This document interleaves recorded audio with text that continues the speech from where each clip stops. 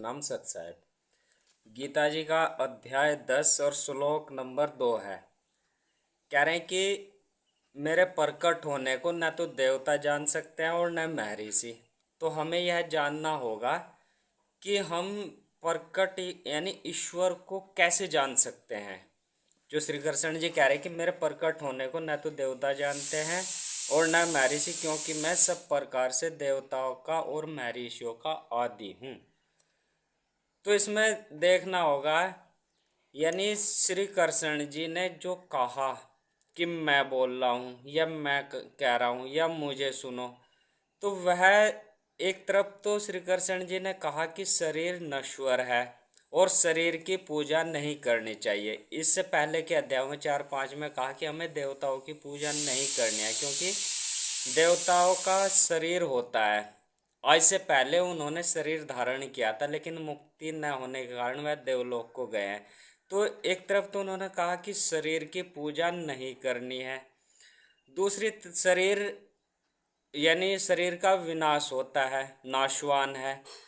दूसरी चीज उन्होंने ये कही कि जो अविनाशी है वह मैं हूँ, अर्थात आत्मा के लिए उन्होंने मैं शब्द का प्रयोग किया है, क्योंकि श्री कृष्ण जी की आत्मा पवित्र हो चुकी थी और पवित्र होकर प्रकाशित होकर के आत्मा और परमात्मा का मिलन वहाँ हुआ। और गीता जी में उन्होंने कहा योग युक्ति, इस चीज को आत्मा और परमात्मा के मिलन को उन्होंने कहा योग युक्ति हुई है। यानी और ये योग युक्ति होती है ध्यान साधना से। तो यदि कोई साधारण मनुष्य यह समझ रहा है कि श्री कृष्ण जी प्रकट हो गए या अवतार है, तो वह श्री कृष्ण जी के अनुसार सही उनकी दृष्टि नहीं है, क्योंकि वह कह रहे हैं कि न तो देवता जानते हैं और न साधारण मनुष्य जानता है जो ध्यान योग नहीं करता। लेकिन जो ध्यान योग करता है वह समझता है कि कैसे प्रकट होते हैं ईश्वर इस शरीर के अंदर जहाँ योग युक्ति होती है।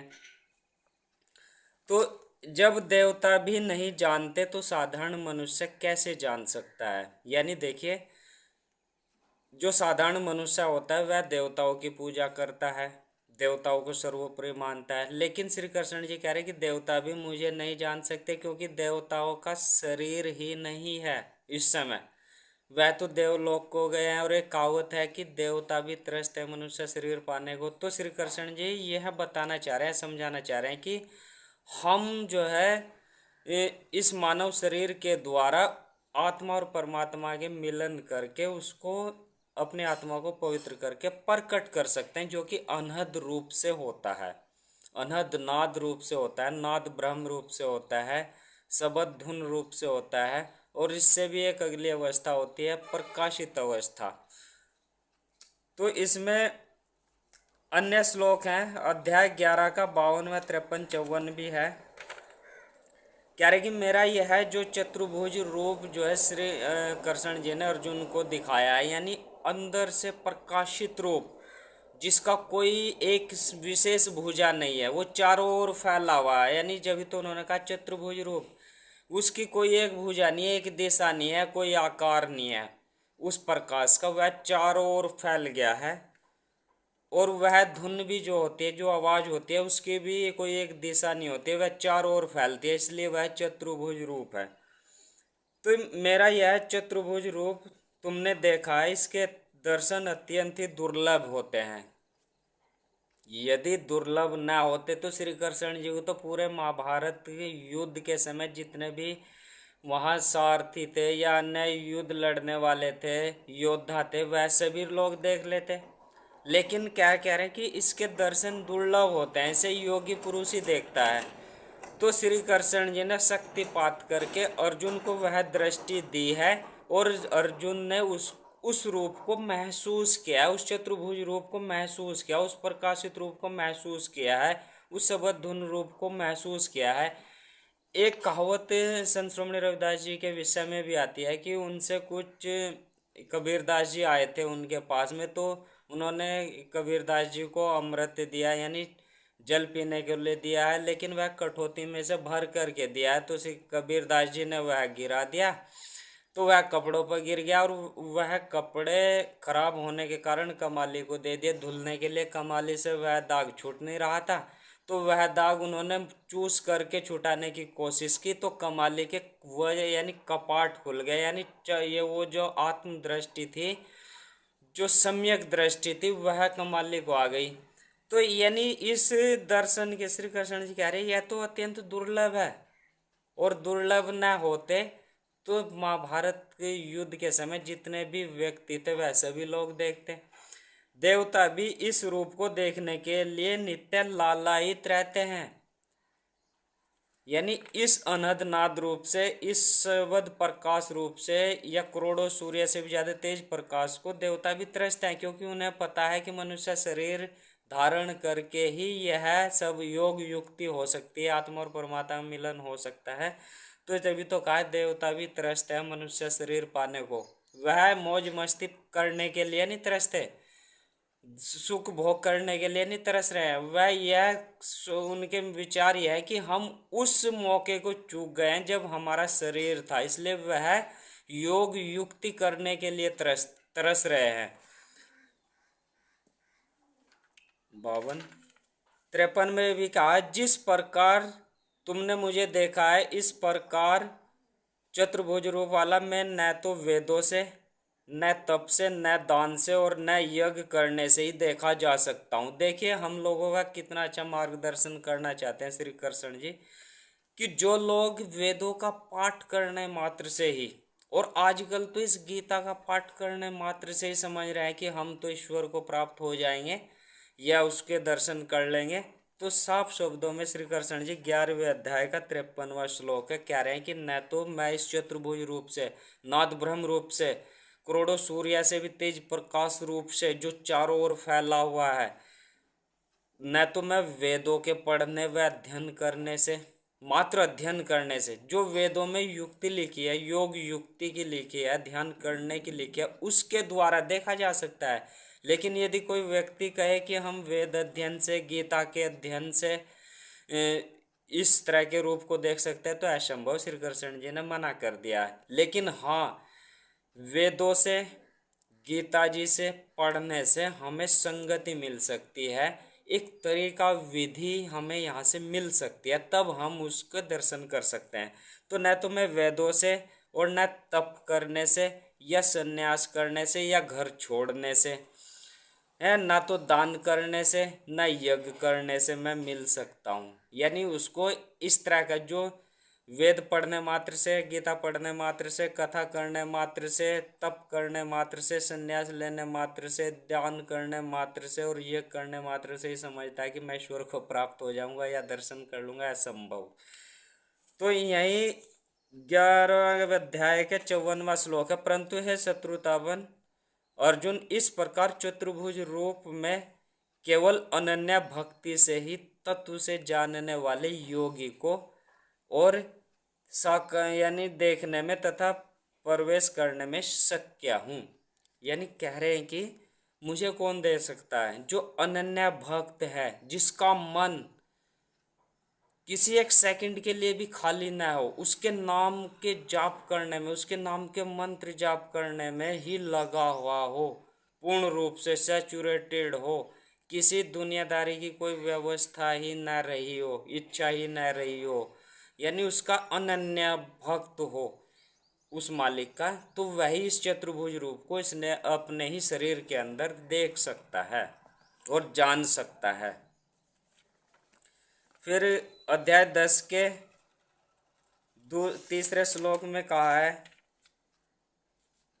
जो मुझे अजन्मा, अनादि और महान ईश्वर जानता है। देखिए, जो मुझे अजन्मा और अनादि व महान ईश्वर जानता है, अर्थात दृढ़ता से स्वीकार कर लेता है इस को कि वह तो ईश्वर अजन्मा है, अविनाशी है और महान है, इसे जो है संकल्प के साथ में धारण कर लेता है, तो मनुष्य में वह व्यक्ति ज्ञानवान है, वही सच्चा ज्ञानवान है, और वह संपूर्ण पापों से मुक्त हो जाता है। तो यह कैसे होता है? ध्यान योग करने, योग युक्ति करने से। अब यदि हम शरीर का जन्म होता है, चाहे वह श्री कृष्ण जी का हो या अन्य महापुरुषों का, पैगंबर का हो, किसी का भी हो, शरीर का जन्म होता है, शरीर का नाश होता है, लेकिन क्या कह रहे कि अजन्मा जानता है।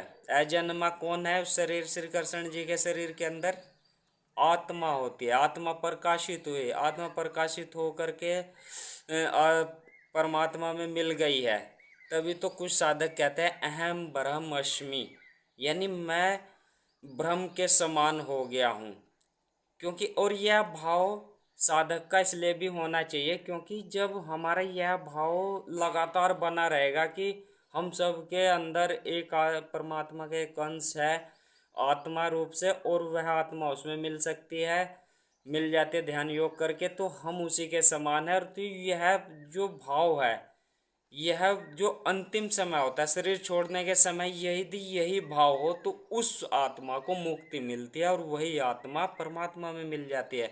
और यदि किसी साधारण व्यक्ति की आत्मा का भाव ऐसा ना हो करके संसार में बिखर जाता है तो उसका पुनर्जन्म होता है। इसलिए यह भाव साधक का होना चाहिए अहम ब्रह्म अस्मि, या संतों की भाषा में इसे कहते हैं सोहंग जाप, यानी सोहंग सोहम, यानी जो ईश्वर है वही मैं हूँ। इस तरह का भाव होना चाहिए, तभी साधक की मुक्ति संभव है। तो जो व्यक्ति अजन्मा जानता है और अनादि है, अनादि काल से, कोई द्वापर युग से नहीं है कि द्वापर युग में प्रकट हो गए हैं, अनादि काल से जानता है, तो यह और महान ईश्वर को जानता है। तो यह किसके लिए कहा श्री कृष्ण जी ने? अपनी आत्मा के लिए कहा, क्योंकि आत्मा परमात्मा में मैं हो चुकी है। नहीं तो श्री कृष्ण जी के शरीर का भी अंत हुआ, श्री कृष्ण जी का शरीर भी जन्मा था। तो उन्होंने जो कहा उसके पीछे का जो रहस्य है वह हमें समझना चाहिए, और समझ करके हमें ज्ञानवान बनना चाहिए, क्योंकि जो इस तरह से जानता है वही श्री कृष्ण जी के अनुसार ज्ञानी पुरुष है, और उसी के पाप मुक्त होकर के वह मोक्ष को प्राप्त हो जाता है। फिर अध्याय 10 का 4 व 5वां श्लोक है, बुद्धि ज्ञान असम्मोहन क्षमा सत्य दम साम सम तथा सुख दुख उत्पत्ति विनाश भय अभय और अहिंसा, समता संतोष तप दान यश और अपयश, प्राणियों के अनेक प्रकार से अलग अलग यह 20 भाव मुझसे ही होते हैं। यानी इन श्लोकों में 4 और वह 5 में वह संत के गुण बताना चाहते हैं कि जो व्यक्ति इस तरह के गुण धारण करने वाला होता है वह योग युक्त हो सकता है, वह होता है, उसके यह गुण होते हैं। फिर आगे है अध्याय 10 का श्लोक 6, 7 महर्षि उनसे भी पहले 4 सनकादिक 14 मनु मन से पैदा हुए थे। यानी मन से मतलब बुद्धि, यानी आत्मा रूप से पैदा हुए थे सृष्टि के आरंभ में, और मुझ में भाव श्रद्धा रखने वाले जिनकी शरीर संसार में यह संपूर्ण प्रजा है। यानी इस समय संसार में यह प्रजा उन जो आदि काल के पुरुष थे, जो आरंभ के पुरुष। अध्याय 10 का अगला श्लोक है 7वां नंबर। इसमें भी कहा, जो मनुष्य मेरी विभूति को और योग को तत्व से जान लेता है, गहराई से जान लेता है, आत्म साक्षात करके जान लेता है, दृढ़ता पूर्वक स्वीकार कर लेता है, वह अविचल गति से भक्ति योग से युक्त हो जाता है। इसमें कोई संशय नहीं है। तो यहाँ विभूति से समझना होगा, विभूति क्यों कहा है, ईश्वर की विभूति क्या है, यानी महानता वह क्या है, यानी कि विभूति क्यों कहा, तो यह संसार उसका एक खेल मात्र है, यह रचना जो है उसकी एक खेल है। यानी यहाँ पर जो उसकी आत्माएं होती है उस आत्मा को ईश्वर ने प्रकृति को सौंप रखा, और प्रकृति के कर्म बंधन होते हैं। तो जब उस आत्मा के कर्म बंधन खत्म हो जाते हैं तो प्रकृति उसे छोड़ देती है और ईश्वर में मिल जाता है, ईश्वर में हो जाता है। और यदि नहीं किसी के कर्म बंधन खत्म होता है तो वह फिर से पुनर्जन्म में चलता है। तो यह विभूति है, यह एक खेल है, इसको समझना है कि संसार नश्वर है और हमारा असली पिता जो है वह परमेश्वर है, ईश्वर है। आगे भी श्लोक नंबर अध्याय 10 का है, ईश्वर कण कण में है, जो ऐसा जानता है वही भक्त है सच्चा। मैं संसार मात्र का प्रभव हूँ, मुझसे ही सारा संसार प्रवृत्त हो रहा है। यानी सारे संसार को ईश्वर ने बनाया है, प्रकृति को भी ईश्वर ने बनाया है, और जो प्रकृति के अधीन आत्माएं हैं वह भी ईश्वर का अंश है। ऐसा मानकर मुझमें ही श्रद्धा प्रेम रखते हुए बुद्धिमान भक्त मेरा ही भजन करते हैं, नाम जाप करते हैं, ध्यान योग करते हैं, इबादत करते हैं और सब प्रकार से मेरे ही शरण हो जाते हैं। फिर आगे अध्याय 10 का 9वां श्लोक है।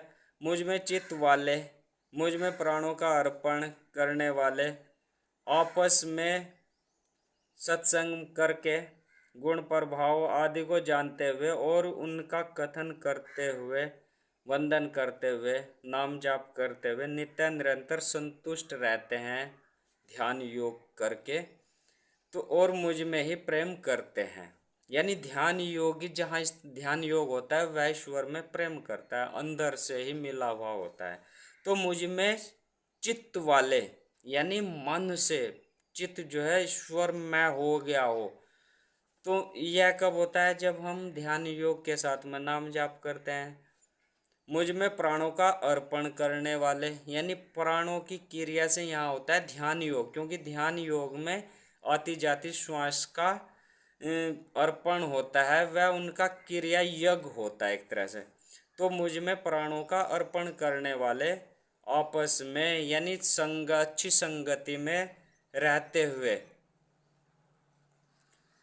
अर्पण करते हैं तो वह संतुष्ट हो जाते हैं जहाँ योग युक्ति होती है। ऐसे ही बुद्ध जी ने कहा बुद्धम शरणम गच्छामि, यानी मन से चित्त वाले, और धम्मम शरणम गच्छामि धर्म का मार्ग यानी ध्यान योग का मार्ग करते हुए, और वो कहा संगम शरणम गच्छामि यानी आपस में चर्चा करते हुए गुणों की चर्चा, यानी संगति, एक संत प्रवृत्ति के व्यक्ति की संगति करनी चाहिए। तो बुद्ध ने भी यहीं से यानी गीता जी से ही वह लिखा है, वह यही एक संत की ऐसी भावना होती है, यानी ये गुण सर्वत्र आ जाते हैं जो ध्यान योग करता है, योग युक्ति होती है। और यह चाहे किसी भी काल में योग युक्ति हो, सबके एक जैसे गुण विचार होते हैं, कहीं कोई अंतर नहीं होता। उन नित्य निरंतर मुझ में लगे हुए प्रेम पूर्वक भजन करने वाले भक्तों को वह बुद्धि योग देता हूँ, यानी बुद्धि ज्ञान योग हो जाता है। ज्ञान योग हो, इतना ज्ञान योग, इतनी जानकारी करनी होती है कि संसार नश्वर है। जब हमें यह जानकारी हो जाती है योग युक्ति के द्वारा कि संसार नश्वर है, फिर हम निष्काम भावना में आ जाते हैं, क्योंकि यहाँ कुछ करना ही नहीं, क्यों झूठ बोलना, क्यों चोरी करनी जाए, जब संसार नश्वर है, शरीर नश्वर है और आत्मा जो है अजन्मी है, अविनाशी है, तो हम आत्मा को परमात्मा में मिलाएं, तो जिससे उनको मेरी प्राप्ति हो जाती है, यानी आत्मा और परमात्मा के मिलन वहाँ हो जाता है, योग युक्ति हो जाती है। फिर आगे भी कहा अध्याय 10 का 11वां श्लोक है। उन भक्तों पर कृपा करने के लिए ही उनके स्वरूप में रहने वाला मैं उनके अज्ञान जन्य अंधकार को दे दीप्यमान ज्ञान रूप दीपक के द्वारा नष्ट कर देता हूँ। यानी जो अंधकार है, मैं उन्हीं के आत्मा रूप से, ईश्वर का एक अंश उन भक्तों के शरीर में होता है, तो कह रहे हैं कि मैं उन्हीं के शरीर की जो आत्मा उसको प्रकाशित कर देता हूँ, तो उनका जो अज्ञान है वह दूर हो जाता है और आत्मा रूपी दीपक पर जब लिप्त हो जाता है तो अंधकार जो है, जो अज्ञान रूपी अंधकार है, वह खत्म हो जाता है। आगे अध्याय 10 का श्लोक है 12 व 13। परम ब्रह्म परम धाम महान पवित्र आप ही हैं। अर्जुन बोल रहे हैं, शाश्वत दिव्य पुरुष आदिदेव अजन्मा सर्वव्यापक, आपको सब के सब ऋषि देवऋषि नारद असित देवल तथा व्यास कहते हैं और स्वयं आप भी मेरे प्रति कहते हैं। यानी सब कुछ आपका ही एक अंश सभी में है। हे केशव, मुझसे जो कुछ कह रहे हैं यह सब सत्य मानता हूँ। हे भगवान, आपके प्रकट होने को न तो देवता जानते हैं और न दानव ही जानते हैं। अर्जुन भी कह रहे हैं कि देखिए, यानी इस तरह अंदर आत्मा रूप से प्रकाशित होने को ईश्वर प्रकट होना कह रहे हैं, तो इस तरह से प्रकाशित होने को, प्रकट होने को देवता भी नहीं जान रहे हैं, न जान सकते हैं, क्योंकि उनके पास मनुष्य शरीर नहीं है। और इसको प्रकट करने के लिए ही देवता मनुष्य शरीर धारण करने को त्रसते हैं, मनुष्य शरीर पाने को त्रसते हैं। तो लेकिन क्या कह रहे हैं, ना तो देवता जानते हैं और ना दानव ही जानते हैं। अब यहाँ दानव से तात्पर्य है, अर्जुन कह रहे हैं कि दानव वह व्यक्ति होता है जो योग की ओर न मुड़ा हुआ हो, जो संसारिक मनुष्य हो, जहाँ काम क्रोध लोभ मोह अहंकार रूपी जो अवगुण धारण करने वाला व्यक्ति दानव की संज्ञा इस श्लोक में दे रहे हैं। साधारण मनुष्य के लिए कह रहे हैं संत या, अब देखिए ना तो देवता जानते ना साधारण मनुष्य जानता है। और कौन जानता है इस तरह से, जहाँ योग युक्ति होती है, जो संत प्रवृत्ति का व्यक्ति होता है वह इस तरह से प्रकट होने को जानता है कि ईश्वर इसी शरीर के अंदर अनहद नाद रूप से प्रकट होते हैं और सबद प्रकाश रूप से प्रकट होते हैं, जिसको हिंदू धर्म में करोड़ों सूर्य से भी तेज प्रकाश कहा है। और इसे चतुर्भुज रूप कहा है, क्योंकि प्रकाश और नाद का धुन का कोई आकार नहीं होता है, कोई एक दिशा की ओर नहीं होता है, वह सर्वत्र चारों दिशाओं में फैला होता है, इसलिए चतुर्भुज रूप कहा है। तो आइए इस ओर बढ़े, और जो श्री कृष्ण जी कह रहे हैं ध्यान योग करें, योग युक्ति करें और आत्मा के प्रकट होने का प्रत्यक्ष दृष्टा बने। आइए इस ओर बढ़े, ध्यान योग करें। सतनाम सत साहिब।